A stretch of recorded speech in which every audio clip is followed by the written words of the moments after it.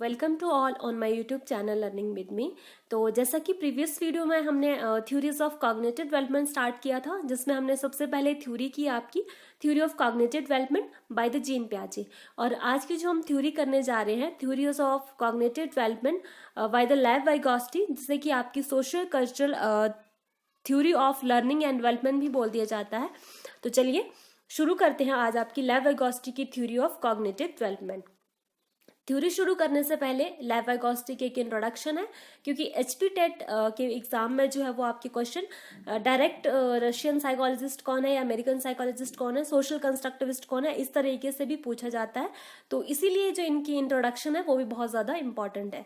तो लेव वाइगोस्टी जो है वो आपके रशियन साइकोलॉजिस्ट है। इनका पूरा नाम लेव सिमनोविच वाइगोस्टी है और इनकी जो डेथ हुई थी वो 30th एज में हुई थी और बहुत कम उम्र में इनकी डेथ हो गई थी। और इनका जितना भी काम था इनकी डेथ के बाद ही उसको जो है वो एक्नॉलेज किया गया, कि एक तरीके से स्वीकृत किया गया। और लेव वाइगोस्टी जो है वो आपके एक सोशल कंस्ट्रक्टिविस्ट है। जैसा कि मैंने प्रीवियस वीडियो में भी बताया था कि कंस्ट्रक्टिविस्ट कौन होते हैं, जो ये कहते हैं कि बच्चा अपने ज्ञान का निर्माण स्वयं से करता है, उसे किसी की सहायता की आवश्यकता नहीं होती है, या फिर हम उसे किसी तरीके से लर्निंग नहीं दे सकते हैं, उसे किसी तरीके से इमिटेशन नहीं दे सकते, इंस्ट्रक्शन नहीं दे सकते हैं। बच्चा खुद से ही जो भी करेगा खुद से ही करेगा। कंस्ट्रक्टिविस्ट ये मानते हैं बच्चा जो भी करेगा खुद से करेगा, उसे हमें कोई चीज इमिटेट करवाने की जरूरत नहीं है, इंस्ट्रक्शन देने की जरूरत नहीं है। तो जो आपके लेव वाइगोस्टी हैं वो एक सोशल कंस्ट्रक्टिविस्ट है। मतलब जो ये मानते हैं कि बच्चा जो है वो अपने ज्ञान का निर्माण स्वयं से करेगा, किसमें, समाज में। बच्चा समाज से ही अपने ज्ञान का निर्माण करेगा, ये मानते हैं लेव वाइगोस्टी। जो आपके जीन पियाजे थे वो आपके रेडिकल कंस्ट्रक्टिविस्ट थे और जो लेव वाइगोस्टी वो आपकी सोशल कंस्ट्रक्टिविस्ट है। जो इनकी थ्योरी ऑफ कॉग्निटिव डेवलपमेंट है, इस थ्योरी को हम लोग सोशियो कल्चरल थ्योरी भी बोल देते हैं, क्योंकि इन्होंने बहुत ज्यादा इंपॉर्टेंस दी थी आपकी सोसाइटी को और कल्चरल को। क्योंकि उन्होंने ये माना था कि बच्चा जो भी सीखता है, जो भी इनकी कॉग्निटिव डेवलपमेंट होती है, उसमें सोसाइटी एंड कल्चर बहुत ज्यादा इंपॉर्टेंट रोल जो है वो प्ले करते हैं। इसके साथ ही वो ये मानते थे कि सोशल लर्निंग से ही हमारी कॉग्निटिव डेवलपमेंट का विकास होता है। और अगर हम बच्चे को जो है वो अगर छोड़ दे तो बच्चा स्वयं से ही अपने नॉलेज को जो है वो कंस्ट्रक्ट करेगा और एक्टिवली उस चीज को जो है वो सीखेगा, ये मानते थे आपके लेव वाइगोस्टी। इसके बाद एस्पेक्ट्स इन कॉग्निटिव डेवलपमेंट, तो लेव वाइगोस्टी ने 3 एस्पेक्ट्स की बात की थी।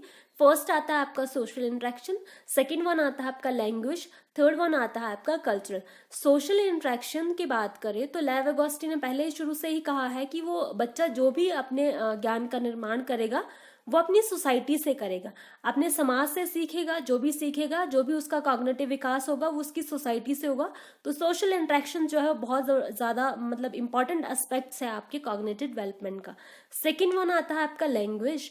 तो लेव वाइगोस्टी ने ये बताया कि जो भी हम सोशल इंटरेक्शन है उसके लिए जो आपकी लैंग्वेज आती है वो एक बहुत बड़ा टूल है। क्योंकि जब भी हम सोसाइटी के साथ इंटरेक्ट करते हैं तो वो हम लैंग्वेज के थ्रू ही कर सकते हैं। किसी लैंग्वेज के थ्रू ही हम अपने उसके विचारों को दूसरों तक पहुंचा सकते हैं, दूसरे के विचारों को खुद सुन सकते हैं। तो लैंग्वेज जो है वो बहुत ज्यादा रोल प्ले करती है सोशल इंटरेक्शन में। तो इसीलिए लैंग्वेज डेवलपमेंट जो है वो हमारी कॉग्निटिव डेवलपमेंट में एक अहम रोल जो है वो अदा करती है। थर्ड वन आता है कल्चरल डेवलपमेंट। तो कल्चरल जो है वो आपका कल्चर भी हमारा बहुत ज्यादा इंपॉर्टेंट प्ले करता है हमारी कॉग्निटिव डेवलपमेंट में, क्योंकि कल्चर से हम लोग जो है बहुत सारी चीजें सीखते हैं जो कि हमारे कॉग्निटिव विकास को जो है वो और भी ज्यादा एनरिच करता है। और जैसे कि कॉग्निटिव डेवलपमेंट का बात करें हम संज्ञानात्मक विकास की, तो संज्ञानात्मक विकास ऐसा नहीं है कि सिर्फ इंटेलेक्चुअल डेवलपमेंट को अगर मतलब इंटेलेक्चुअल डेवलपमेंट अच्छे से नहीं होगी तो हमारा संज्ञानात्मक विकास जो इफेक्ट होगा। संज्ञानात्मक विकास जो है वो हमारा ऑल एस्पेक्ट्स, मतलब ऑल डेवलपमेंट जितनी भी आती है, जैसे कि मतलब हमारी social development, physical development, intellectual development, moral development, इन सभी डेवलपमेंट के इफेक्ट होने से हमारी संज्ञानात्मक डेवलपमेंट जो वो इफेक्ट होगी। तो इसीलिए ऐसा नहीं है कि सिर्फ और सिर्फ एक एस्पेक्ट्स की बात करें। संज्ञानात्मक एस्पेक्ट्स में मतलब संज्ञानात्मक विकास में जो है वो हमारे ऑल एस्पेक्ट्स जो वो ज्यादा जरूरी है। नेक्स्ट है लेव वेगोस्टी की थ्योरी। तो लेव वेगोस्टी की थ्योरी में लेव वेगोस्टी में जोन ऑफ प्रॉक्सिमल डेवलपमेंट की बात की थी, जिसके अंदर ही आपके scaffolding and MKO more knowledgeable other आते हैं। तो जो आपके लेव वेगोस्टी थे, लेव वेगोस्टी ने 2 लेवल की बात की थी। फर्स्ट वन आता है level of actual development and second one आता है आपका जोन ऑफ प्रॉक्सिमल डेवलपमेंट। तो जोन ऑफ एक्चुअल डेवलपमेंट जो था वो ऐसा लेवल है जहां तक जो है हम लोग बिना किसी हेल्प के पहुंच सकते हैं। मतलब ऐसा कोई काम जिससे हमें किसी हेल्प की जरूरत नहीं पड़ती है, हम बिना किसी की हेल्प से वो काम कर सकते हैं, वो है आपका जोन ऑफ एक्चुअल डेवलपमेंट।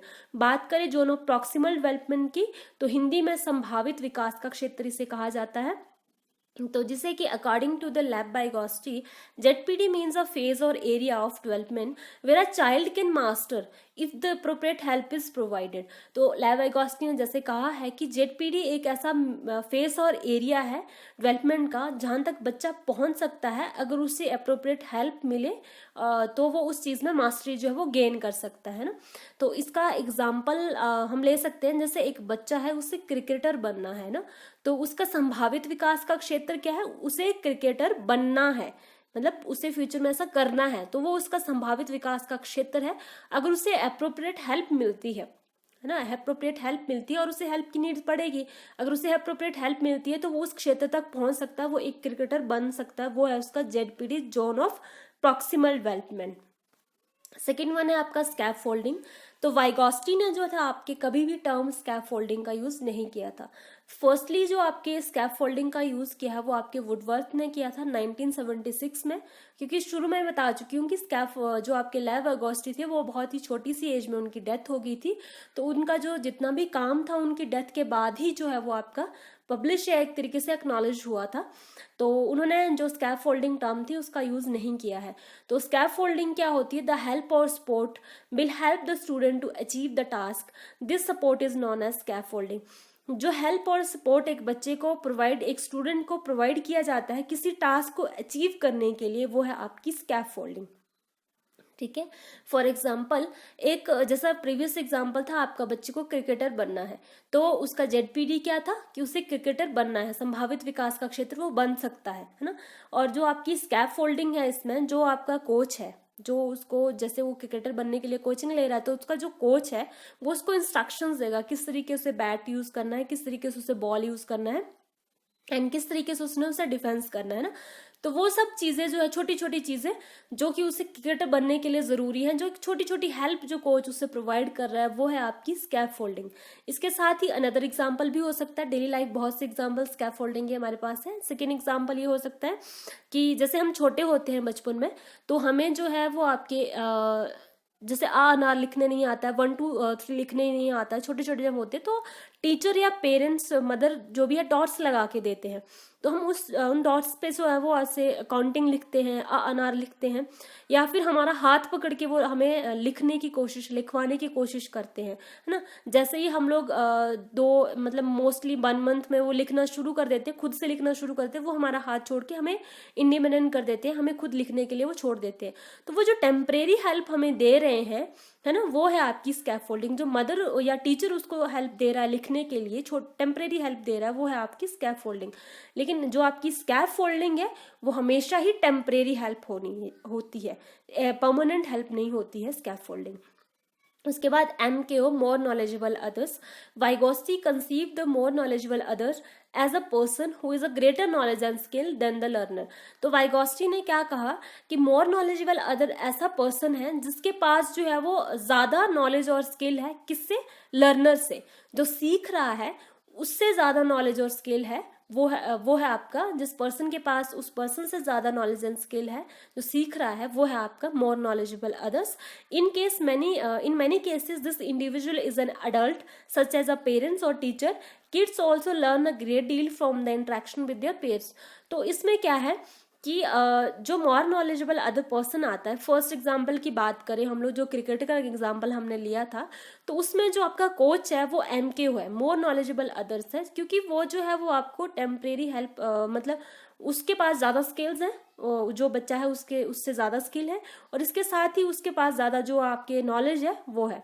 इसके सेकेंड एग्जाम्पल में बात करें तो मदर MKO है, क्योंकि मदर के पास ज़्यादा नॉलेज और स्किल्स है, जिसके थ्रू बच्चे को वो जो है वो आपके पढ़ा रही है। बात करें अगर और एग्जाम्पल की, तो जैसे हम लोग किसी कोर्स में एडमिशन लेते हैं तो उसका जो टीचर होता है वो भी हमसे एम के मोर नॉलेजेबल अदर का एग्जाम्पल है, क्योंकि वो भी हमें सिखा रहा है ना। वो भी हमें अपने स्किल्स और नॉलेज से हमें जो है वो हमें सिखा रहा है, और उसके पास हमारे से ज़्यादा नॉलेज और स्किल्स है, और हम मतलब लर्नर से ज़्यादा नॉलेज और स्किल्स है, तो वो भी हमारा एमकेओ का एग्जाम्पल है। इसके साथ ही हमारे जो पेयर ग्रुप्स होते हैं वो भी एमकेओ का एग्जाम्पल आ सकते हैं, क्योंकि कई बार कुछ चीज़ें हम लोग जो है वो अपने पेयर ग्रुप से भी सीखते हैं, है ना। तो जो पेयर ग्रुप्स हैं वो भी हमारे एमकेओ का एग्जाम्पल जो है वो आ सकते हैं। तो ये पिक्चर जैसे आप देख रहे हैं, तो इसमें जो आपके जेडपीडी स्कैफोल्डिंग एंड एमकेओ का एक एग्जाम्पल क्रिएट किया है। फर्स्टली जैसे हम बच्चे होते हैं, तो बचपन से ही हमारे जो पेरेंट्स होते हैं, जब हम साइकिल चलाना सीखते हैं या फिर वॉकर पे चलना सीखते हैं, तो कुछ टाइम तक जो हमारे पेरेंट्स होते हैं, जैसे मदर है फादर है, हमें पीछे से बैक से हमें होल्ड करते हैं, काफ़ी टाइम तक हमें होल्ड करते हैं, 1-2 दिन तक होल्ड करते हैं। जैसे हम लोग एक तरीके से मतलब उस चीज़ को खुद से हैंडल करना सीख जाते हैं, तो फिर वो हमें छोड़ देते हैं। तो इसी एग्जाम्पल में जो इसे पिक्चर में शो किया हुआ कि मदर जो है अपने बच्चे को होल्ड करिए, बच्चा साइकिल चलाना सीख रहा है। तो इसमें जो जेडपीडी है, जो प्रॉक्सिमल डेवलपमेंट है, वो क्या है, बच्चे को साइकिल चलाना सीखना है ना। अभी उसने शुरू किया है, साइकिल चलाना सीखना है, वो उसका जेडपीडी संभावित विकास का क्षेत्र। स्कैफोल्डिंग, जो मदर 2-3 दिन के लिए हेल्प प्रोवाइड करेगी बैलेंसिंग करने के लिए, वो है आपका स्कैफोल्डिंग, है ना। और थर्ड वन आता है आपका एमकेओ, तो मदर जो है वो मोर नॉलेजेबल अदर्स है, क्योंकि वो उसको बता रही है कि किस तरीके से उसे पैडल यूज करना है, किस तरीके से उसे बैलेंसिंग करनी है, वो है उसका एमकेओ का एग्जाम्पल। इसी तरीके से वॉकर पे भी जैसे हम चलना सीखते हैं, तो कुछ टाइम तक पेरेंट्स हमें होल्ड करते हैं, तो वो भी हमारा संभावित विकास का क्षेत्र, क्या बच्चे ने चलना सीखना है, वो है उसका संभावित विकास का क्षेत्र, है ना। और स्कैफोल्डिंग हुई जब बच्चे को थोड़े टाइम के लिए पेरेंट्स होल्ड कर रहे हैं, 1-2 दिन के लिए, 3-4 दिन के लिए होल्ड कर रहे हैं, वो है आपकी स्कैफोल्डिंग। एंड एमकेओ कौन हुए, पेरेंट्स, जो कि उसे जो है वो धीरे धीरे उस चीज को चलना बता रहे हैं, किस तरीके से वो चलेगा, वो है आपकी एमकेओ। तो ये था आपके जेडपीडी, स्कैफोल्डिंग एंड एमकेओ। उसके बाद वाइगोस्टी ने लैंग्वेज डेवलपमेंट को बहुत ज़्यादा इंपॉर्टेंस दी थी, और क्योंकि उन्होंने बताया था कि लैंग्वेज डेवलपमेंट जो है वो बहुत ज़्यादा इंपॉर्टेंट होती है सोशल इंटरेक्शंस के लिए। क्यों? क्योंकि कम्युनिकेशन पर्पस के लिए। तो लैंग्वेज डेवलपमेंट में वाइगोस्टी कहते हैं कि एक बहुत बड़ा टूल होता है एक पर्सन के पास, जिसके थ्रू वो अपने कम्युनिकेट कर सकता है आउटसाइड द वर्ल्ड पे। तो लेव वाइगोस्टी ने जो बताया था कि जो आपकी लैंग्वेज है वो बहुत ही ज़्यादा रोल प्ले करती है आपकी कॉग्निटिव डेवलपमेंट में। और लेव वाइगोस्टी ने 3 फॉर्म ऑफ लैंग्वेज की लैंग्वेज डेवलपमेंट की बात की, 3 फॉर्म ऑफ लैंग्वेज दिए थे, जिसमें आपकी पहली आती है सोशल स्पीच, सेकेंड वन आता है आपका प्राइवेट स्पीच, थर्ड वन आता है आपका साइलेंट और इनर स्पीच। फर्स्ट आता है आपका सोशल स्पीच। तो सोशल स्पीच क्या है, represent external communication therefore talking to other, this is a type of speech is observed when children talk to other person. तो जब हम एक्सटर्नली किसी से बात कर रहे होते हैं, वो है आपकी सोशल स्पीच। फॉर एग्जाम्पल, मैं अपने फ्रेंड से बात कर रही हूँ, वो मेरी कौन सी स्पीच है, सोशल स्पीच है। इसके साथ ही जो बच्चा बोलना शुरू करता है, जब बच्चा छोटा होता है, जब वो बोलना शुरू करता है, फॉर एग्जाम्पल जैसे मदर बोल रहा है, फादर बोल रहा है, या किसी तरीके से जो भी उसकी मतलब कम्युनिकेशंस है, वो है आपका सोशल स्पीच। जब वो लाउडली किसी चीज को बोल रहा है, मतलब लाउडली बात कर रहा है, वो है उसकी सोशल स्पीच। बात करें अगर प्राइवेट स्पीच की, तो प्राइवेट स्पीच जो है वो आपकी children self talk which direct their thinking and action, here is the children talk to themselves. तो प्राइवेट स्पीच क्या है, जब बच्चा खुद से ही खुद को डायरेक्शन देने के लिए बात करता है खुद से, तो वो है उसकी प्राइवेट स्पीच। फॉर एग्जाम्पल जैसे छोटे छोटे बच्चे आपने देखे होंगे, तो कई बार ऐसा होता है कि वो खुद से बात करते हैं, खुद से इन द सेंस भी अकेले होते हैं पर फिर भी बात कर रहे होते हैं। जैसे गाड़ी चला रहे होते हैं, मतलब गाड़ी को वो चलाना सीखते हैं ना बच्चे, तो वो बोलते हैं कि खुद से चल रही है, ऐसे चलाऊंगा मैं, वैसे चलाऊंगा, तो वो खुद से ही बातें करते हैं। बहुत बार देखा होगा अकेले खुद से ही वो बातें कर रहे होते हैं। इसके साथ ही कई बार जैसे कपड़े मतलब उसके पास कपड़े अच्छे हैं या उसने अच्छे कपड़े पहने, तो वो देखता है ये कार्टून ऐसा है, मैं इसके साथ ऐसे लड़ाई करूंगा, ये मतलब खुद से ही वो अपने एक्शंस को, जो भी वो सोच रहा होता है, जो भी वो थिंकिंग कर रहा होता है अपने माइंड में, उसको वो लाउडली रिप्रेजेंट करता है। जैसे हम थिंकिंग करते हैं तो हम मन में करते हैं, लेकिन जब बच्चे थिंकिंग करते हैं बचपन में, शुरुआत में, तो वो उस चीज को लाउडली रिप्रेजेंट करते हैं, मतलब बोलते हैं कि वो क्या सोच रहा है, अपने मन में क्या सोच रहा है वो खुद से लाउडली बोलता है, तो वो है उसकी प्राइवेट स्पीच।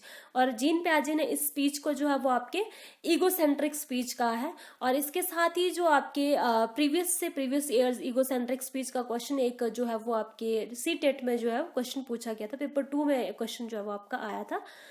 थर्ड वन है साइलेंट और इनर स्पीच। तो साइलेंट एंड इनर स्पीच कौन सी होती है, जब हमारे जो सोच थिंकिंग और जो हमारी सोच होती है वो हम इंटरनली करना शुरू कर देते हैं, वर्बली नहीं बोलते हैं। फॉर एग्जांपल जैसे स्टार्टिंग में हम लोग पढ़ते हैं, शुरू में जब हम पढ़ते हैं तो हम बहुत लॉडली पढ़ते हैं, मतलब लॉडली हम लोग बोलते हैं, जैसे जो अक्षर होते हैं उनका उच्चारण हम जोर से करते हैं। लेकिन जैसे जैसे हमारी एज बढ़ती जाती है हम लोग जो है मन में पढ़ना शुरू कर देते हैं, मन में सोचना शुरू कर देते हैं। स्टार्ट जैसे मैंने बताया है कि प्राइवेट स्पीच में बच्चा जो भी सोचता है उसको जोर से बोलता है, लेकिन अभी जो हमारी स्टेज है, जैसे हम अब बड़े हो चुके हैं, तो जो भी हम सोचते हैं वो अपने मन में ही सोचते हैं। तो ये है आपकी इनर स्पीच, जब हमारी जो लैंग्वेज है वो इनर हो जाती है, मतलब हमारी जो लैंग्वेज डेवलपमेंट जो थिंकिंग है हमारी, तो जो जब हम उसको सोचना जो है वो आपके मन में शुरू कर देते हैं, या फिर मन से जो है वो आपका एक तरीके से बोलना शुरू कर देते हैं, तो वो है आपका इनर स्पीच और silent speech. Thank you so much for watching my video. तो प्लीज़ लाइक करें, शेयर करें एंड सब्सक्राइब करें मेरे चैनल को। एंड प्लीज़ वीडियोज़ अच्छी लगे तो सब्सक्राइब जरूर करिएगा चैनल को। And thank you so much.